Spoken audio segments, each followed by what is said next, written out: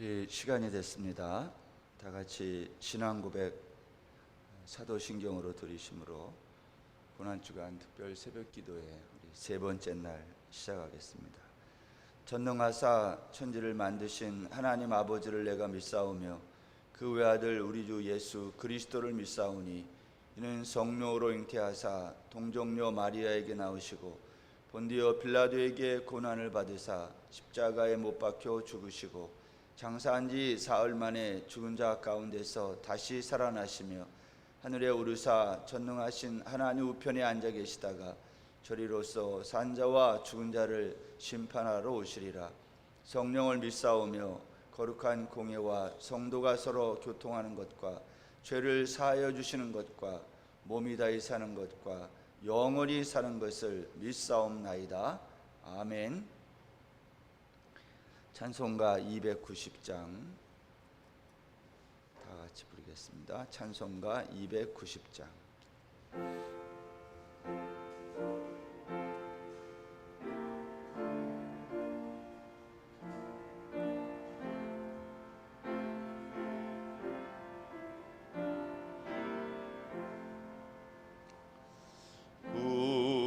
우리는 주님을 늘 배반하나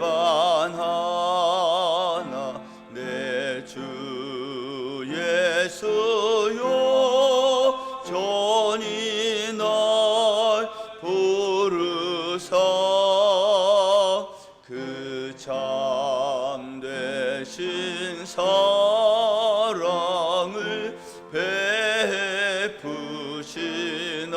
베푸시나니 내 형제여 주님을 곧 따르라. 주 널 위해 비네 주 널 위해 비네 주 널 위해 비네 항상 비시네. 주께서 풍성한 은혜를 내려 내 영혼이 너나리 복 받으니 주 예수를 너희도 그 주로 섬겨 곧 따르면 풍성한 복 받겠네. 주 널 위해 비네 주 널 위해 비네 주 널 위해 비네 항상 비시네. 무거운 짐 지고 애타는 인생 주 예수께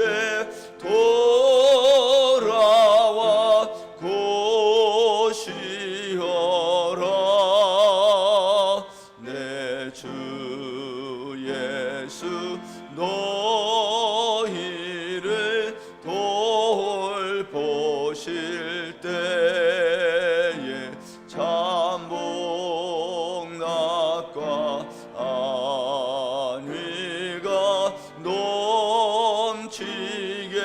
넘치겠네.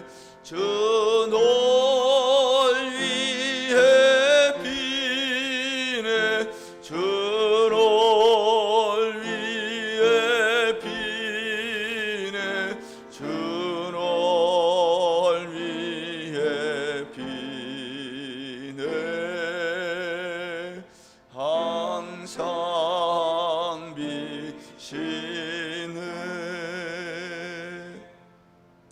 임승순 집사님 기도해 주시겠습니다.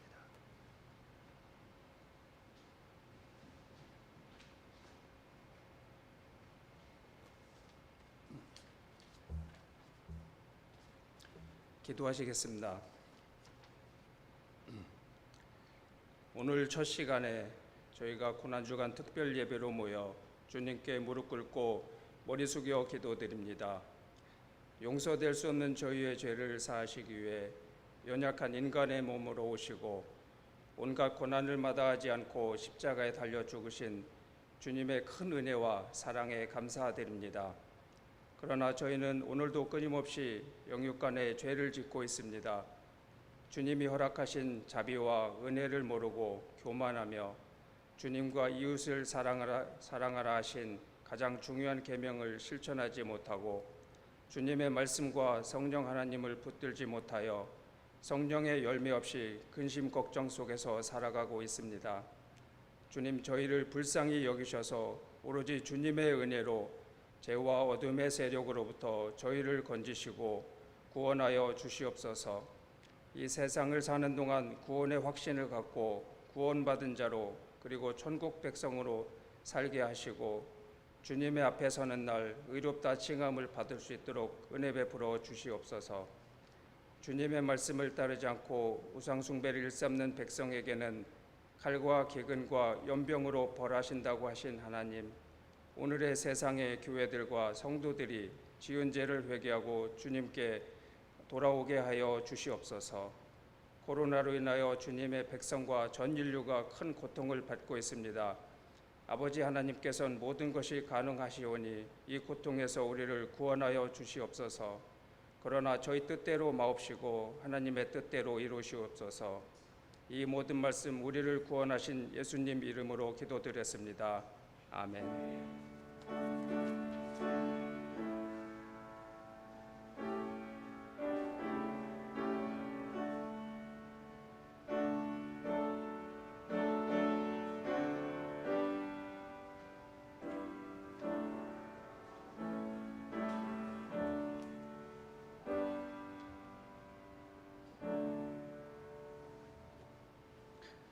하나님 말씀 보겠습니다. 마가복음 14장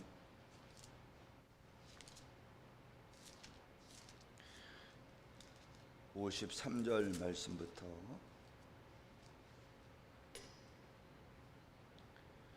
72절까지 한 절씩 교독하겠습니다. 이 가정에서 예배드리는 분들도 마가복음 14장 53절입니다. 그들이 예수를 끌고 대제사장에게로 가니 대제사장들과 장로들과 서기관들이 다 모이더라.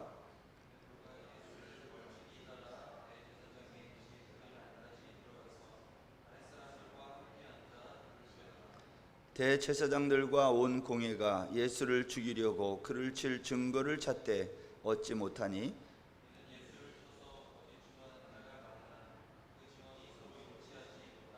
어떤 사람들이 일어나 예수를 쳐서 거짓 증언하여 이르되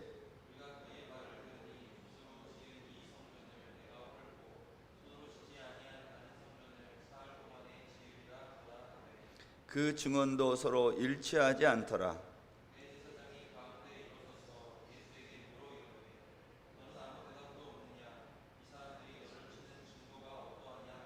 침묵하고 아무 대답도 아니하시거늘 대제사장이 다시 물어 이르되 내가 찬송받을 이의 아들 그리스도냐?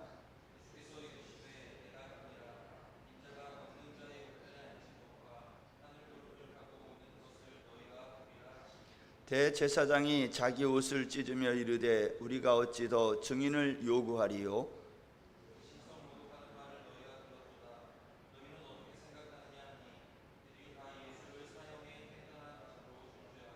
어떤 사람은 그에게 침을 뱉으며 그의 얼굴을 가리고 주먹으로 치며 이르되 선지자 노릇을 하라 하고 하인들은 손바닥으로 치더라. 베드로가 불 쬐고 있는 것을 보고 주목하여 이르되 너도 나사렛 예수와 함께 있었도다 하거늘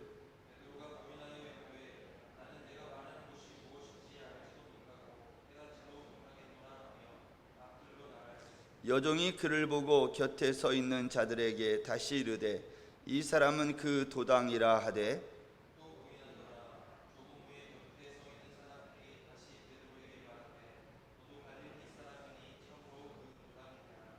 그러나 베드로가 저주하며 맹세하되 나는 너희가 말하는 이 사람을 알지 못하노라 하니 닭이 곧 두 번째 울더라. 이에 베드로가 예수께서 자기에게 하신 말씀 곧 닭이 두 번 울기 전에 내가 세 번 나를 부인하리라 하심이 기억되어 그 일을 생각하고 울었더라.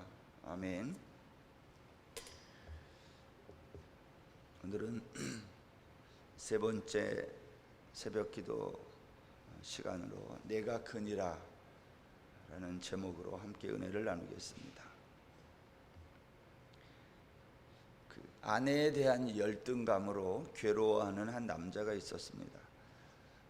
그 사람은 신분 상승을 위해서 상류 계급의 한 여자와 결혼을 합니다. 나이도 한 8살 많고 키도 한 5cm 이렇게 더 큰 여자였습니다. 어느 날 이 남자는 여자에게 자기 아내죠 사랑을 이제 고백할 기회를 얻게 됩니다. 집에서 파티가 열리던 날 남자는 이 아내를 한 방으로 데리고 가서 사랑을 고백합니다. 그런데 거절을 당합니다. 아내는 사람들이 다 보는 앞에서 남편에게 저 잔디밭에 있는 잔디밭에 들어가 없어진 공을 찾아오라고 명령을 합니다. 잘난 아내에게 눌려서 사는 이 못난 남편, 이 남자는 마침내 나지막하게 외칩니다. 죽일 수 있다면 죽여버리겠어. 그리고 몇 달 후에 아주 치밀한 계획을 세워서 아내를 살해하게 됩니다. 그리고 시간이 한 1년쯤 지나게 되자 마을 사람들이 자신의 살인을 의심하게 되는 것을 알고 그때부터 이 사람은 마을 전체 사람을 다 죽일 계획을 세우게 됩니다. 그래서 마을 사람 전체를 오늘날로 말하면 이러한 전염병 같은 것에 이제 걸리게 해서 죽이려고 하는 계획을 세우게 됐죠. 이거는 추리 소설인데 영국의 프란시스 아일즈라는 사람의 살의라는 추리 소설의 내용입니다. 사람들이 왜 열등감에 이렇게 빠질까? 자기로서 자기에게 만족함이 없을 때 이렇죠. 사람은 언제 가장 행복하냐면 자기가 자기로서 살아갈 때 가장 행복해요. 쉬운 말로 그거죠. 내가 하고 싶은 거 하면서 살 때. 요즘 많은 사람들이 외모에 만족하지 못하고 있습니다. 저도 마찬가지고. 그래서 머리도 잘라보고 염색도 하고 어떤 사람은 이제 일부 성형을 하기도 하고 이리저리 자기의 모습을 고쳐보지만 만족은 없어요. 자기가 가지고 있는 조건을 고쳐가지고 행복해질 수 있다면 이 세상에 불행한 사람은 한 사람도 없을 것입니다. 조건을 고쳐서 행복해지는 것이 아니기 때문입니다. 왜냐하면 사람은 조건이 아니기 때문이에요. 여러분이 들어본 말 중에 페르소나 마케팅이라는 말이 있어요. 이 페르소나라는 말은 심리학 용어인데 우리 사람의 인격의 가장 바깥에 위치한 인격의 가면을 말하는 거예요. 사람들이 물건을 살 때 상품의 실제, 이 상품이 어떤 건지 이거를 그 실체를 보고 구입할 수 없어요. 그래서 보통 사람들은 그 상품의 이미지를 보고 사요. 여러분도 물건 살 때 이게 브랜드가 뭐냐, 그것에 대한 이미지를 여러 가지 매체를 통해서 그것을 알고 그걸 구입하게 돼 있지, 그게 실체가 어떤지 알고 구입하는 사람은 없는 거죠. 이거를 브랜드 페르소나라고 불러요. 마찬가지입니다. 우리는 사회가 요구하는 페르소나, 가면을, 인격적인 가면을 가져야 우리가 이 세상을 살아갈 수 있어요. 그래야 사람들에게 인정을 받고 때로는 칭찬도 받고 그러면서 살아가는 거죠.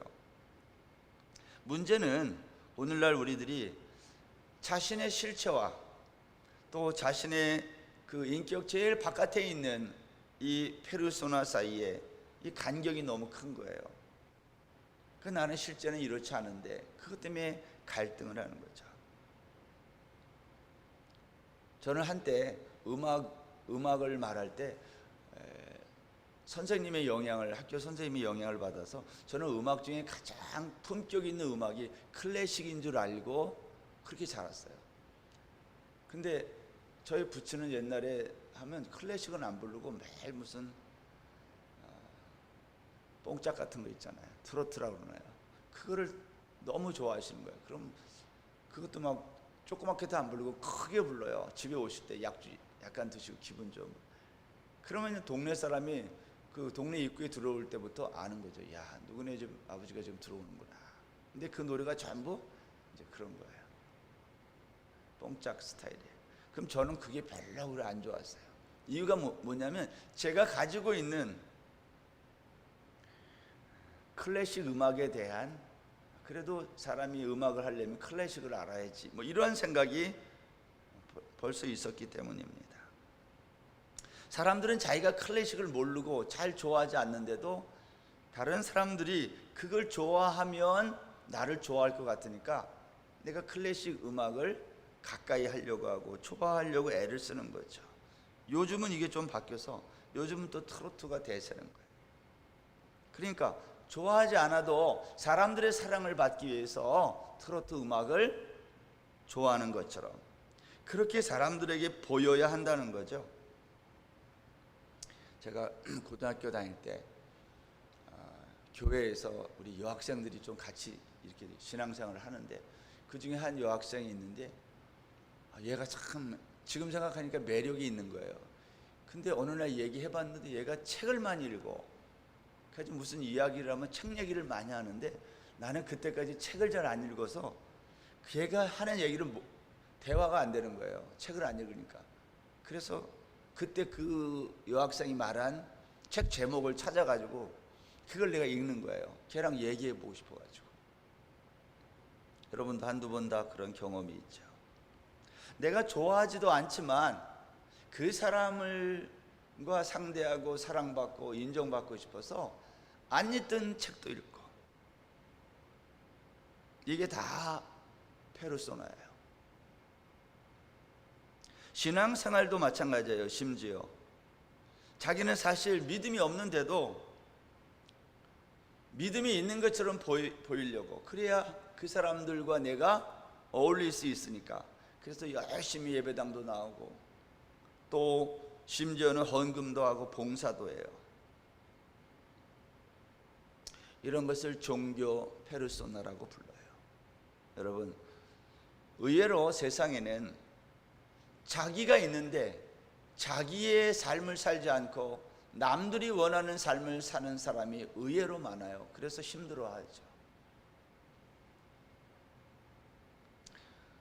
자기는 원하는 게 전혀 없는데 자기는 자기 어머니가 자기가 의사가 되기를 원하니까 자기가 싫은데도 그렇게 힘든 공부를 하고 의사가 되고 평생을 괴로워하면서 살아요. 자기가 하고 싶은 게 따로 있는데.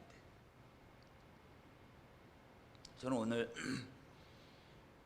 마가복음 14장에서 이 베드로의 이야기를 어제에 이어서 오늘도 조금 더 하려고 하는데, 가룟 유다를 포함해서 가룟 유다, 베드로도 마찬가지, 마가, 이 사람들은 전부 어떤 사람들이냐? 자기라고 하는 인생을 살지 않고 자기가 아닌 탐심의 노예로 살았던 사람들이에요. 가룟 유다는 은 30에 스승을 팔았고, 베드로는 폭력을 휘둘렀고, 마가는 배 혼이불을 벗어던지고 도망갔어요. 이게 다 뭐 때문에 그래요? 원래 이 사람들의 모습이 아닌 거예요. 그러나 예수님은 가룟 유다에게 이런 말씀했어요. 내가 하는 일을 속히 하라. 베드로에게는 칼을 칼집에 넣어라. 제자들에게 말씀하셨어요. 너희가 다 나를 버리리라. 스가랴의 예언을 그대로 인용하신 예수님의 이 말씀이 있은 후 불과 몇 시간 뒤에 예수님 주변에는 한 명의 제자도 남지 않고 말씀하신 대로 다 도망가고 없었어요. 오늘 우리가 읽은 본문은 제자들이 다 예수님을 이렇게 떠나고 홀로 남으신 예수님이 홀로 대제사장의 관정에 가서 재판받는 이야기예요. 저는 이 예수님이 재판받는 과정에서 일어난 베드로와의 이 관계, 그 이야기를 통해 사람에게 있어서 정체성이란 무엇인지를 여러분과 잠시 생각을 해보려고 해요. 오늘 본문 53절에 보면 그들이 예수를 끌고 대제사장에게로 가니 대제사장들과 장로들과 서기관들이 다 모이더라. 이 구절에 보면요, 대제사장이 있고요, 대제사장들이 있어요. 여기에 대제사장은 누구냐면 예수님이 붙잡히시던 그 해, 그 6월절에 대제사장이었던 가야바예요. 그렇다면 대제사장들은 누굴까? 요한복음 18장 13절에 보면 예수님이 처음에 붙잡혀가지고 제일 먼저 갔던 곳은요, 가야바가 아니라 거기 보면 이렇게 돼 있죠. 먼저 안나스에게로 끌고 가니 안나스는 그 해의 대제사장인 가야바의 장인이라. 안나스라고 하는 대제사장이 있는데 이 사람은 지금은 대제사장이 아닌데 가야바 현재 대제사장의 장인이라고 그랬어요. 근데 왜 예수님을 붙잡아가지고 제일 먼저 가야바에게 안 가고 이 안나스에게 갔을까요? 말은 안 하지만 안나스가 그만큼 힘이 있었던 사람임을 우리에게 간접적으로 보여주는 거예요. 예수님 당시에 예루살렘에는요, 이와 같은 대제사장들이 여러 명이 있었다는 거죠. 오늘날로 말하면 증경 대제사장, 어려운 말로. 왜냐하면 당시에 이스라엘 대제사장은요, 구약시대는 종신직이에요. 한번 제사장이 되면 혈통으로 이어내려져서 종신직을 이제 대제사장으로 역할을 하게 되는데, 로마의 식민지 아래에 들어오면서 이 신약시대에 들어오면서 대제사장직은 권력이 한 자리로 전락했어요. 그래서 매년 로마가 말 잘 듣는 사람을 대제사장으로 임명하는 거예요. 산헤드린 공회와 이렇게 로마의 권력이 서로 손을 잡고 자기들이 원하는 사람을 이렇게 임명을 해요. 그러니까 대제사장이 종교적인 어떠한 자리라기보다는 로마의 권력을 등에 업고 이스라엘 백성들의 피를 빨아먹는, 나쁜 말로 하면 그러한 자리였다라는 거예요. 이 사람들은 가야바라고 하는 그 해의 대제사장 말고 많은 대제사장들, 이 사람들이 다 산헤드린 공회를 이렇게 좌지우지했던 사람들인데, 이 사람들은 이미 예수님을 죽이기로 이미 결정했어요. 우리가 이미 앞에서 살펴본 내용들이 있죠. 그런데 이미 죽이기로 결정은 했지만 어떠한 결정을 또 했어요? 그러나 6월절에는 하지 말자는 거예요. 이유는 6월절에 만약 예수를 죽이려고 했다가 밀란이, 사람들이 만약에 반대하거나 그렇게 하면 이게 우리의 자리가 흔들린다는 것을 알고 밀란이 발생할 것을 피하기 위해 이 대제사장들과 이 산헤드린 공회원들은 6월절에는 예수님을 죽이지 않기로 결정을 한 거예요. 그런데 갑작스럽게 가룟 유다가, 예수의 제자인 가룟 유다가 자기의 스승을 팔겠다고 이렇게 제안이 오자 갑작스럽게 이게 결정된 거예요. 그래서 대제사장들은 급하게 자기의 사람들을 보내가지고 긴급히 예수님을 체포하고, 그리고 지금 긴급하게 사람들을 소집해가지고 예정이 없던 산헤드린 공회가 가야바의 법정에서 열리게 된 거예요. 오늘 마가복음 오늘 본문은 그 이야기를 우리에게 하고 있어요. 여러분, 이 재판은 불법 재판이에요. 당시 이 재판은 원래 낮에 해야 되고요, 또 사람을 잡아가지고 밤중에 또 새벽에 아직 날도 밝지 않는 이 시간에 재판하는 것은 다 불법이었어요. 지금 마가는 예수님이 재판받는 이 과정 전체가 하나하나 다 불법임을 우리에게 보여주고 있는 거죠. 아직 날이 밝지 않는 미명의 시간에 지금 재판을 하고 있고, 뿐만 아니라 재판은 2명 이상의 증인이 있어야 재판이 가능한데, 여러분 율법에 보면 이런 거 있어요. 신명기 17장 6절에 보면 죽일 자를 2사람이나 3사람의 증언으로 죽일 것이요, 1사람의 증언으로는 죽이지 말 것이며. 그러니까 유대인들은 사람을 재판할 때에 증인이 2사람이 이상이 있어야 된다는 거예요. 그런데 산헤드린 공회는 갑자기 긴급하게 미명 시간에 모였기 때문에 증인을 제대로 확보하지 못한 거예요. 오늘 55절에 보세요. 본문.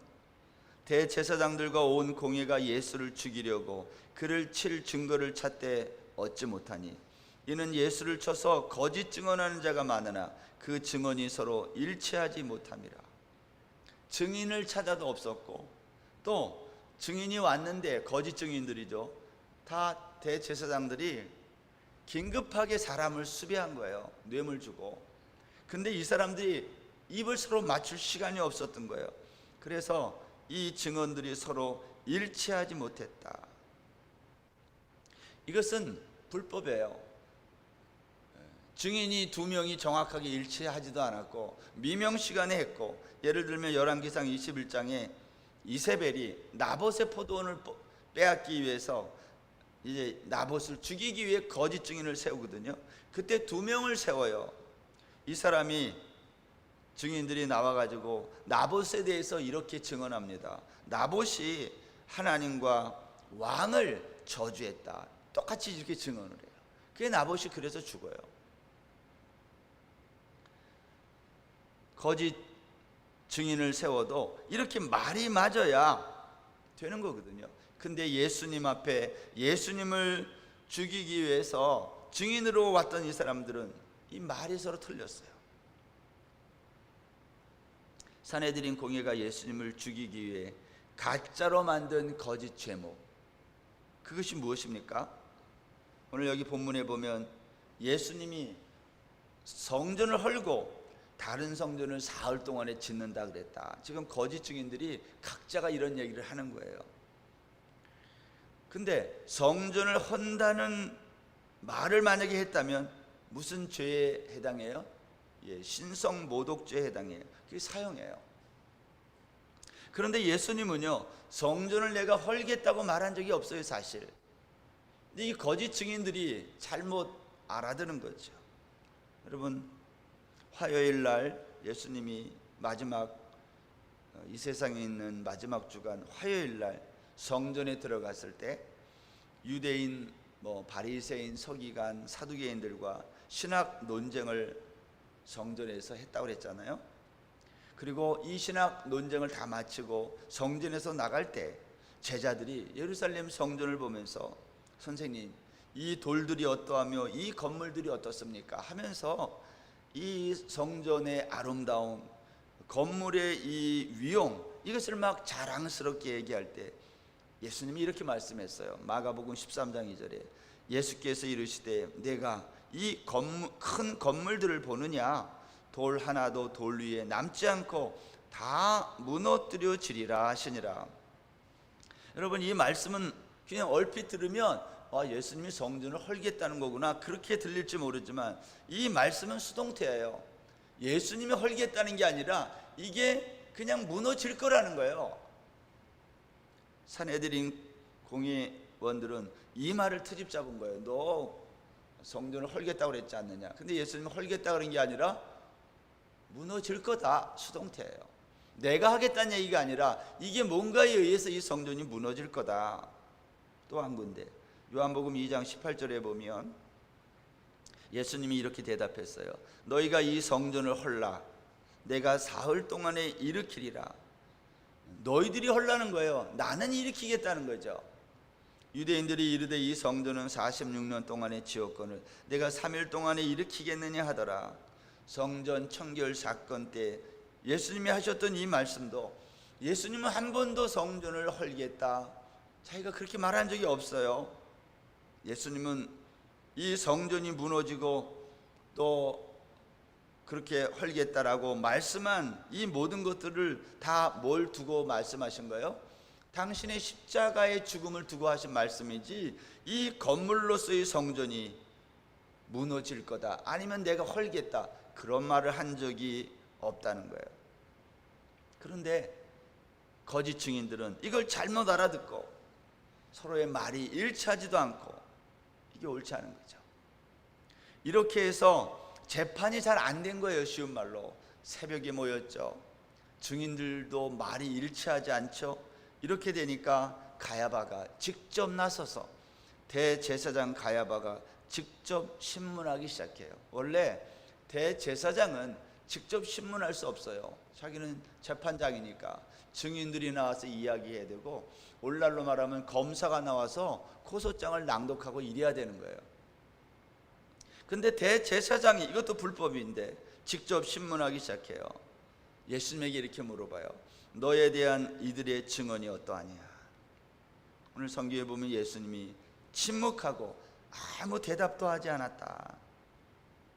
사실은 이런 상황에서 예수님이 침묵하는 것은 불리한 거예요. 침묵은 묵시적인 동의거든요. 내가 이 거짓 증인들의 증언을 내가 인정한다라는 말이 되는 거예요. 근데 예수님이 침묵했다는 거예요. 이게 이상해요. 왜 예수님은 이 불리한 순간에 침묵하셨을까? 예수님이 이렇게 말해도 돼요. 내가 언제 성전을 헌다고 그랬냐? 내가 그렇게 말한 적 없다. 너 잘 들어봐라 하고 예수님이 조목조목 따져도 돼요. 근데 예수님 그렇게 안 해요. 이유가 무엇일까요? 예수님은 십자가에 달려 죽으셔야 했기 때문이에요. 예수님은 그것을 아셨어요. 예수님은 도살장에 끌려가는 어린 양처럼 지금 너무 불리한 순간이에요. 지금 여기에서 가만히 있으면 죽는 거예요. 근데 예수님은 가만히 계시고 침묵했어요. 뭐 하기 위해서? 죽기 위해서. 그 순간에 대제사장이 다시 묻습니다. 61절 내가 찬송받을 이의 아들 그리스도냐. 여기 왜 찬송받을 이의 아들 그리스도냐 그랬어요? 그냥 이렇게 말하지. 내가 여호와 하나님의 아들 그리스도냐 이렇게 물어봐야 돼요. 근데 유대인들은 여호와라는 하나님의 이름을 감히 부를 수 없어서 찬송받을 이의 아들 이렇게 부른 거예요. 대신 내가 찬송받을 이의 아들 그리스도냐라고 물을 때에 예수님이 이때 비로소 입을 열어 이렇게 말씀하셨어요. 62절 이르시되 내가 그니라. 여기 내가 그니라라는 이 말은 헬라말로 에고 에임이라는 말인데 이것은 출애굽기 3장 14절에서 하나님이 모세에게 답변하신 하나님의 이름이에요. 나는 스스로 있는 여호와 하나님이다. 시편 110편 1절에서 예수님은 이 시편 110편 1절에 있는 다윗의 고백을 인용해서 화요일날 성전에서 당시 유대인 신학자들과 신학 논쟁을 통하여 그들의 입을 다 닫아버렸어요. 나는 다윗이 주라고 부른 바로 그 하나님, 내가 바로 그 메시아다. 나는 여호와 하나님의 우편에 앉은 자이며 구름을 이제 나중에 타고 와서 너희를 심판할 심판주다. 오늘 예수님이 그 말씀을 하는 거예요. 다시 한번 보십시오. 62절 예수께서 이르시되 내가 그니라. 이 말은 내가 다윗이 주라고 고백했던 그 여호와 하나님 메시아 그 사람이 바로 나고 모세가 대답했던 나는 스스로 있는 자이니라 라고 할 때 그 하나님이 바로 나야. 내가 그니라라는 에고 에임이라는 말은 그 말이에요. 나는 인자가 권능자의 우편에 앉은 것과 하늘 구름을 타고 오는 것을 너희가 보리라. 나는 이제 나중에 구름을 타고 이 구름을 타고 온다는 것은 다니엘서 7장 13절에 있는 말씀을 인용한 거죠. 내가 또 밤 환상 중에 보니 인자 같은 이가 하늘 구름을 타고 와서 옛적부터 항상 계신 이에게 나아가 그 앞으로 인도되며.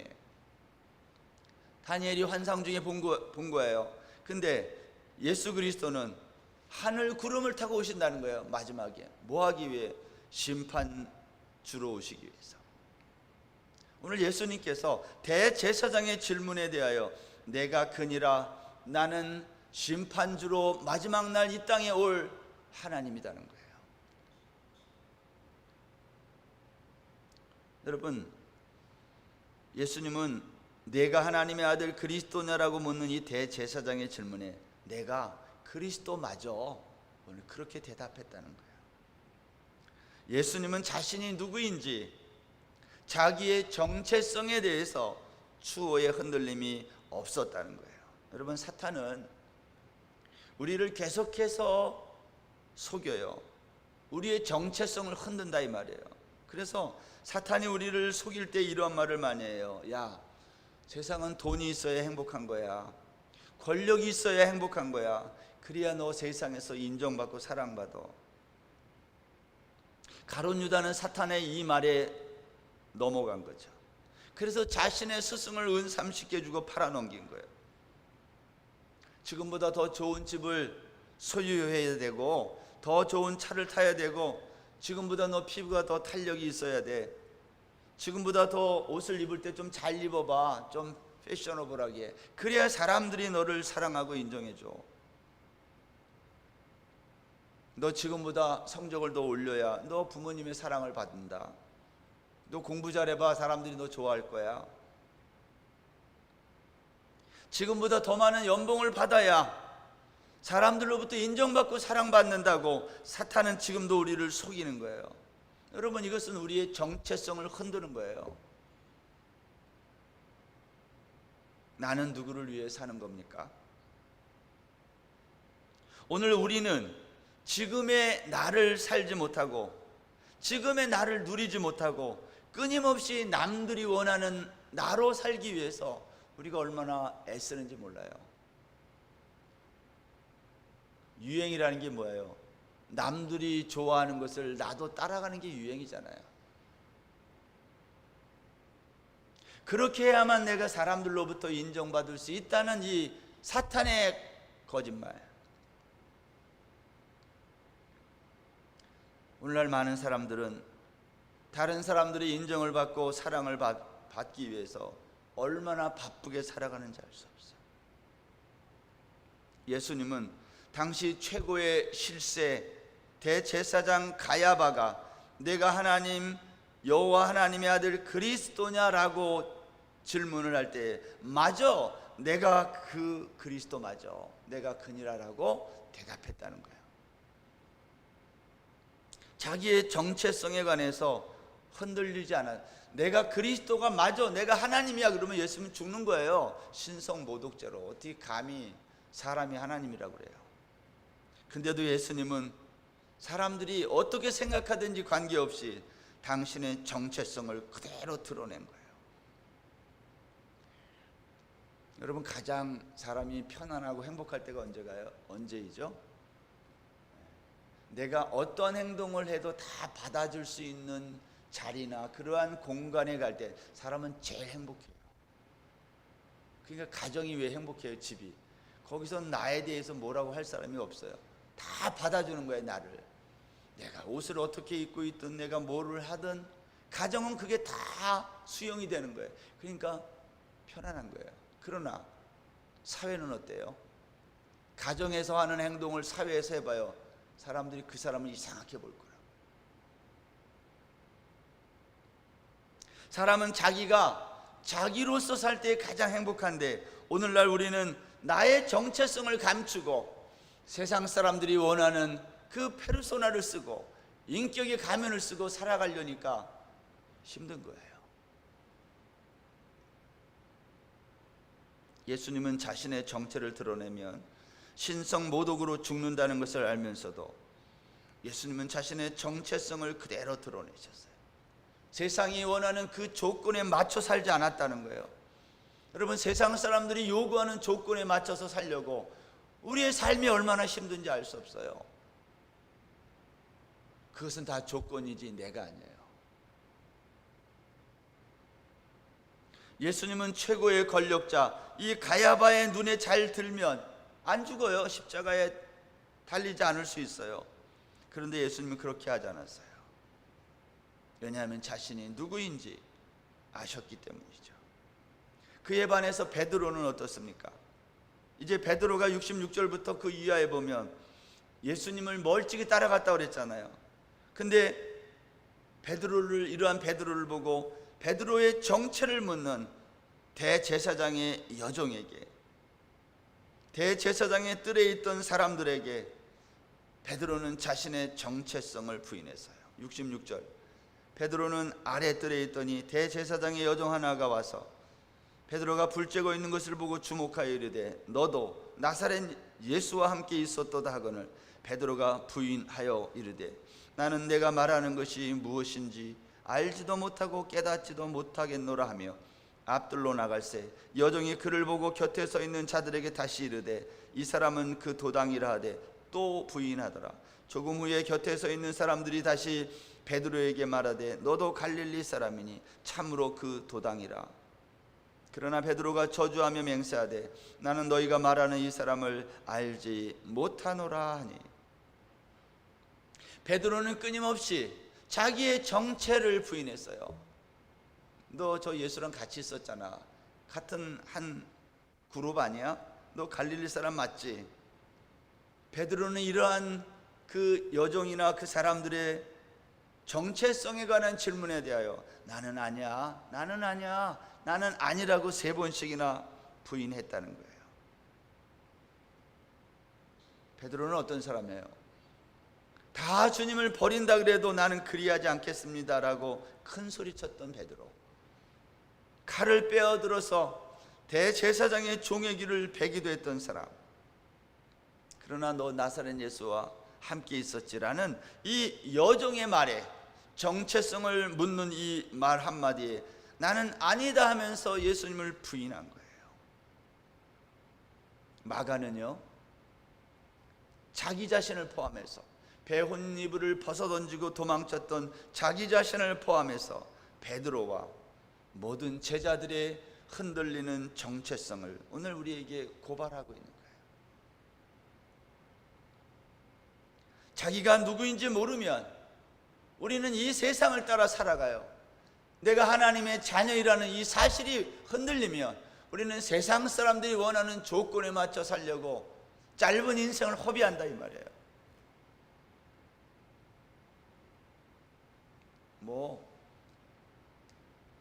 요즘에 사람들이 SNS나 이런 데다가 이제 제가 이제 나이가 60이 넘으니까 60대에 뭐 해야 된다고 잔뜩 올려놨어요. 그럼 어떡하라는 얘기야. 60이 넘으면 온몸이 여기저기서 계속 그런 거 있는데 이거 어떻게 해야 되고 건강은 어떻게 챙겨야 되고 건강에 대한 수없이 많은 정보가 쏟아져요. 저는 그러한 것을 이렇게 보고 읽을 때마다 드는 생각은 결국은 내가 60대라는 것을 감추고 살라는 말 아니에요. 60대지만 40대의 모습으로 살아보라는 거예요. 물론 그렇게 살 수 있을 거예요. 그러나 그렇게 살려면 다른 것을 못해요. 그것 때문에.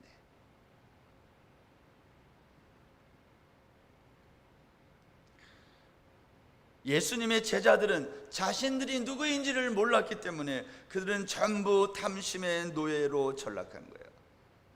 자기가 누구인지 모르면 수치도 몰라서 배 혼이불을 벗어버리는 거예요.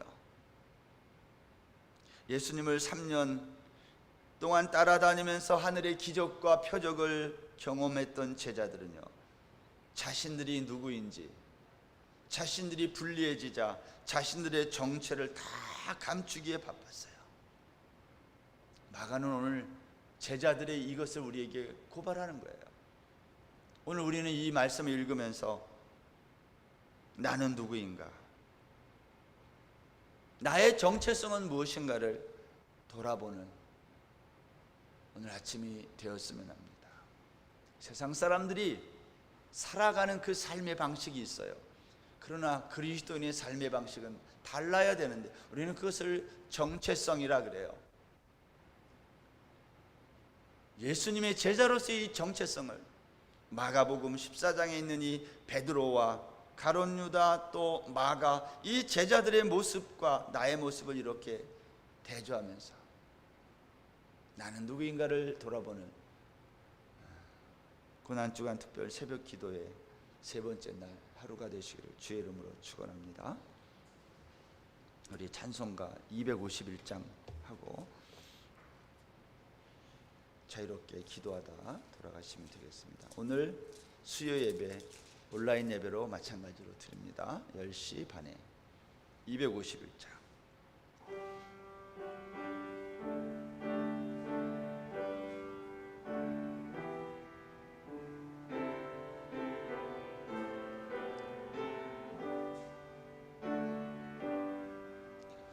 놀랍다 주님의 큰 은혜 우리의 죄를 속하시려 갈보리 십자가 위에서 어린 양 보혈을 흘렸네. 주의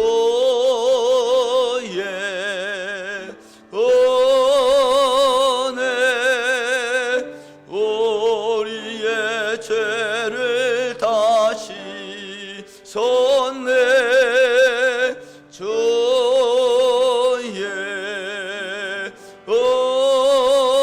은혜 우리의 죄를 다시 섰네. 죄악은 성난파도같이 우리 영혼을 위협하나 헤아릴 수 없는 주은혜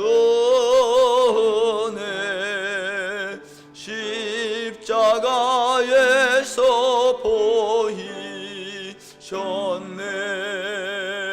주의 은혜 우리의 죄를 다시 섰네. 주의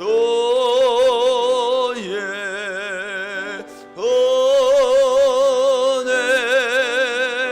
우리의 죄를 다시 섰네.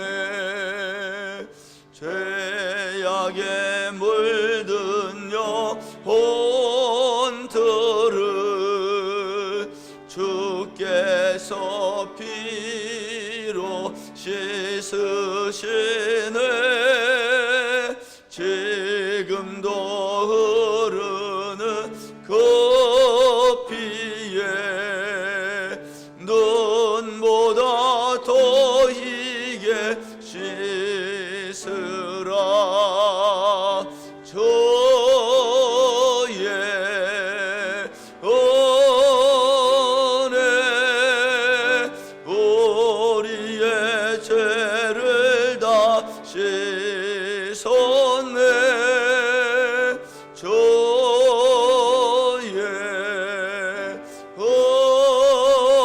은혜 우리의 죄를 다시 섰네.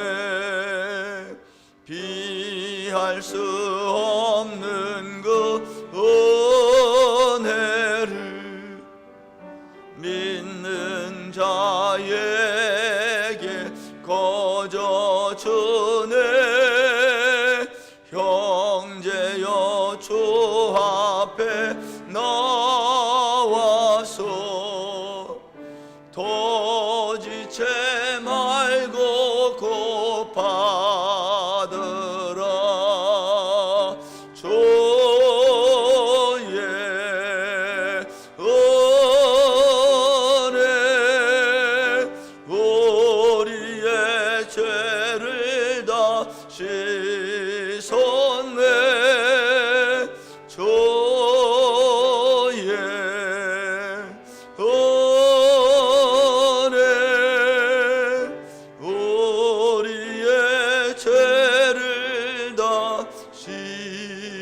주시옵네.